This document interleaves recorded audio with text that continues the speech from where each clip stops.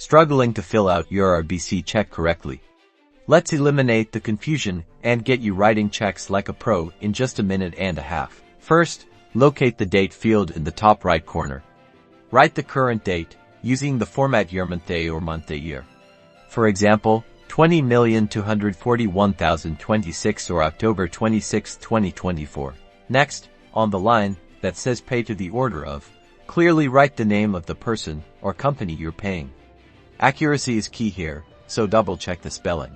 Now, in the amount box, write the amount you're paying in numbers. Ensure to include the decimal point for cents. Immediately below, write the same amount out in words, carefully spelling out each number and adding the word dollars. Place the cents over 100, or cents 100. Draw a line to fill any extra space to prevent fraud. Important, sign your name on the signature line in the bottom right corner. Make sure it matches the signature on file with your bank. Finally, the memo line. This is optional, but you can use it to note the purpose of the payment, such as rent or invoice number. This helps you keep track of your payments. And that's it. You've successfully written an RBC check. Remember to double-check all the information before handing it over. Practice makes perfect.